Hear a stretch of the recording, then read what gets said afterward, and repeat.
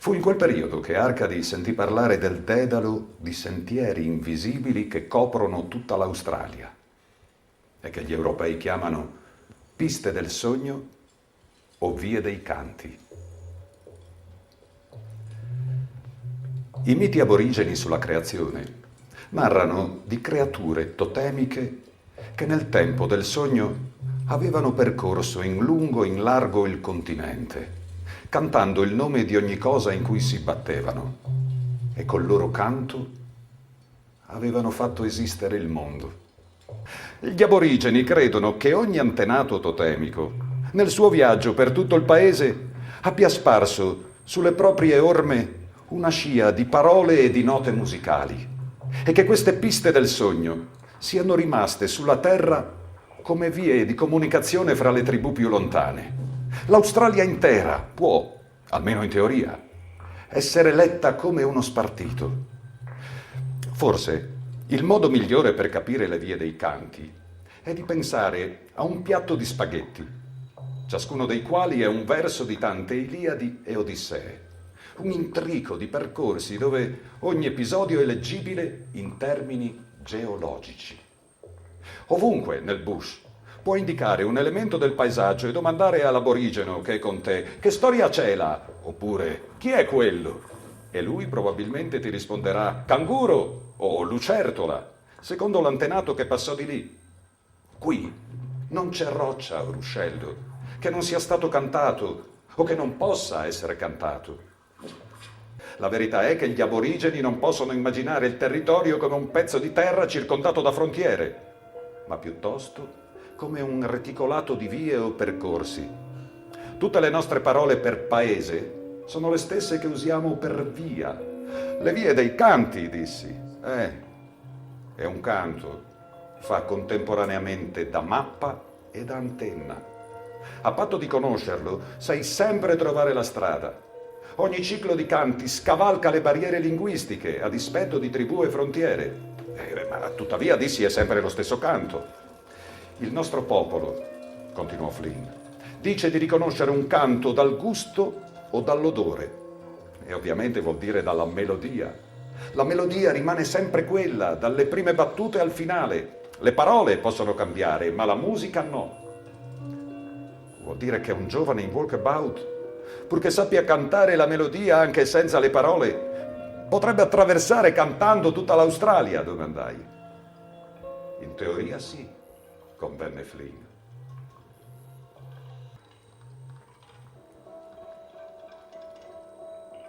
In principio la terra era una pianura sconfinata e tenebrosa, separata dal cielo e dal grigio mare salato. Poi dal fondo delle loro dimore gli antenati distesero una gamba, poi l'altra, scrollarono le spalle e piegarono le braccia. Si alzarono di schianto. Il fango si staccò dalle loro cosce. Poi ogni antenato aprì la bocca e gridò: Io sono. E questo primo io sono fu considerato da allora e per sempre il distico più sacro e segreto del canto dell'uomo. Gli uomini del tempo antico chiamarono tutte le cose alla vita, percorsero tutto il mondo cantando, cantarono i fiumi e le catene di montagne, le saline e le dune di sabbia, andarono a caccia, mangiarono, fecero l'amore, danzarono, uccisero. In ogni punto delle loro piste lasciarono una scia di musica, avvolsero il mondo intero in una rete di canto. E infine, quando ebbero cantato la terra, si sentirono stanchi, strisciarono nelle loro dimore e tutti tornarono dentro. La luce del fuoco lambiva i loro volti. Sorse la luna. Il profilo della collina si distingueva appena.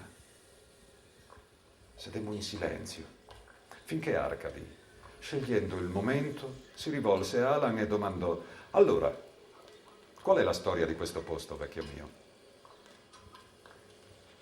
Alan fissava il fuoco, assolutamente immobile. Poi fece un cenno all'uomo in celeste che si alzò e cominciò a mimare i viaggi dell'antenato lucertola. Il canto era la storia della lucertola e della sua bella e giovane moglie. Dal nord dell'Australia erano arrivati a piedi al mare meridionale e lì un abitante del sud aveva sedotto la moglie dell'antenato.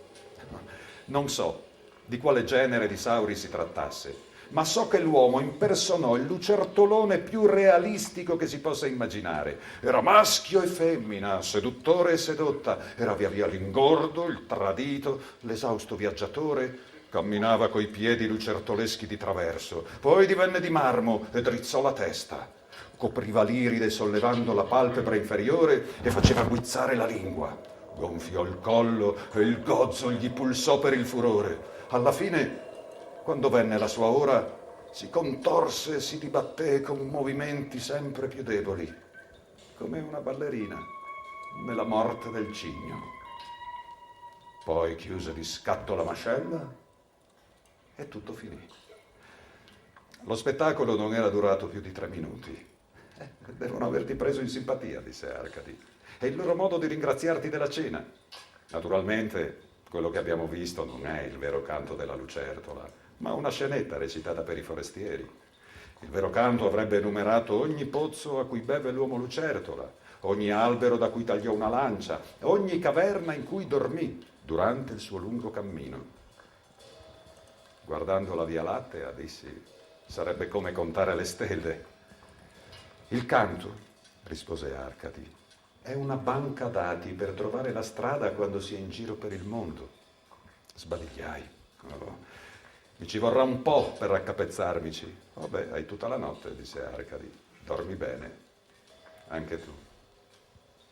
Tirai fuori qualche notes e, con l'ordine maniacale che accompagna l'inizio di ogni progetto, sistemai i miei taccuini in 3 pile ordinate. Speravo avrebbero fatto luce su quello che per me è l'interrogativo primo. Qual è la natura dell'inquietudine umana? I miei taccuini più recenti erano fitti di appunti presi in Sudafrica. Quello che appresi là, insieme a quel che ora sapevo sulle vie dei canti, sembrava confermare l'ipotesi con cui mi baloccavo da tanto tempo, e cioè che la selezione naturale ci ha forgiati per una vita di viaggi stagionali, a piedi, in una torrida distesa di rovi o di deserto. Per Baudelaire, la vita è un ospedale in cui ogni ammalato è posseduto dal desiderio di cambiar letto. Uno vorrebbe soffrire accanto alla stufa, l'altro crede che guarirebbe se stesse vicino alla finestra. A me sembra, scrive ancora Baudelaire, che sarei felice dove non sono. E la questione del cambiar dimora è tema di un dialogo incessante con la mia anima. E Rimbaud, in Una stagione all'inferno, la mia salute era in pericolo, stava arrivando il terrore. Piombavo in sonni di parecchi giorni e quando mi alzavo proseguivo nei sogni più tristi. Ero maturo per la morte. Dovetti viaggiare, sviare gli incantesimi che si affollavano sul mio cervello. Quando i miei piedi si riposano, smette di funzionare anche la mia mente, scrive J. Hannan. Non c'è felicità per l'uomo che non viaggia. Vivendo nella società umana, anche il migliore degli uomini diventa un peccatore. Andate dunque, esortava Brahmana. Non puoi percorrere la via prima di essere diventato la via stessa, dice il Buddha. I Boshimani, che percorrono distanze immense nel Kalahari, non hanno il concetto della sopravvivenza ultraterrena dell'anima. Quando moriamo, moriamo, dicono. Il vento cancella le nostre orme e quella è la nostra fine. Quando Barthes si domandò come mai i Basseri avessero così pochi rituali e nessun genere di credenza radicata, giunse alla conclusione che il viaggio era di per sé il rituale, che la strada verso gli altipiani era la via e che il montare e smontare le tende era una preghiera più eloquente di quelle recitate nelle moschee. Il sistema filosofico di Ibn Khaldun era basato sull'intuizione che gli uomini quando si spostano verso le città, decadono moralmente e fisicamente. I rigori del deserto avevano preceduto le mollezze della città, perciò il deserto era un serbatoio di civiltà e i popoli del deserto erano avvantaggiati rispetto agli altri. Per poter sopravvivere, l'abitante del deserto, tuareg o aborigeno che sia, deve sviluppare un prodigioso senso dell'orientamento per sapere dove si trova, dove sono gli altri, dove è piovuto, dove procurarsi il prossimo pasto e così via. Deve continuamente individuare, vagliare e confrontare 1000 segni diversi, dalla traccia di uno scarabeo stercorario alle increspature di una duna. Come ho scritto nei miei taccuini, i mistici credono che l'uomo ideale conduca se stesso a una giusta morte. Colui che è arrivato torna indietro. Nell'Australia aborigena ci sono regole precise per tornare indietro, o meglio, per arrivare cantando al luogo cui appartieni, il luogo del tuo concepimento, il posto dove è custodito il tuo Turinga.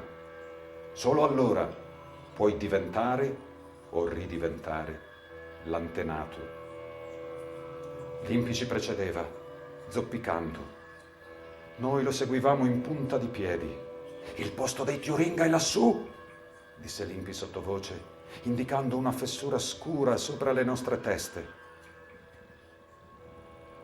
In una radura c'erano 3 letti da ospedale, con una rete metallica e senza materasso, e sopra erano distesi i 3 uomini moribondi.